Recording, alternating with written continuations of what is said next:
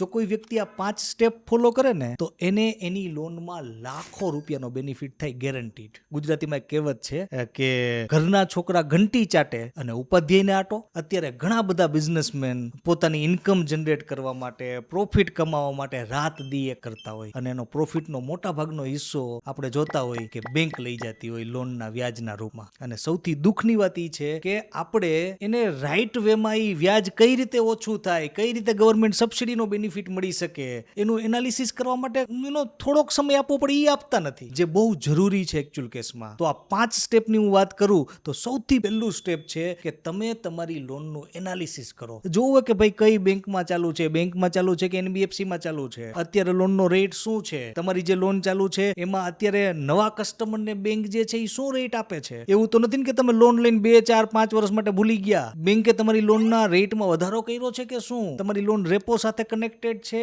કે એમસીએલઆર સાથે કનેક્ટેડ છે કે બીજી કોઈ સિસ્ટમ સાથે કનેક્ટેડ છે, લોનમાં સબસિડી પોસિબલ છે કે નહીં, જો પોસિબલ હોય તો તમે એનો બેનિફિટ લીધેલો છે કે નહીં. તો પહેલું સ્ટેપ છે એનાલિસિસ, બહુ જરૂરી છે.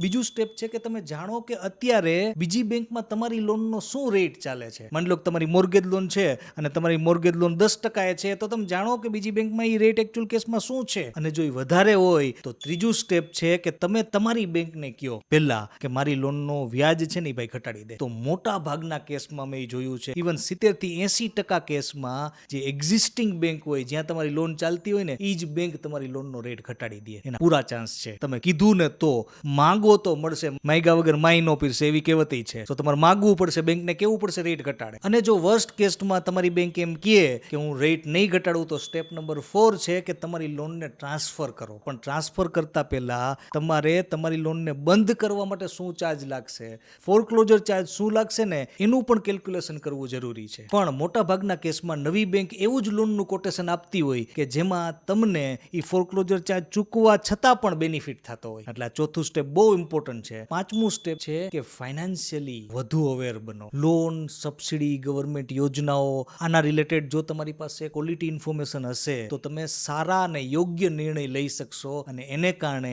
તમને તમારી લોનમાં લાખો રૂપિયાનો બેનિફિટ ડેફિનેટલી થઈ શકશે.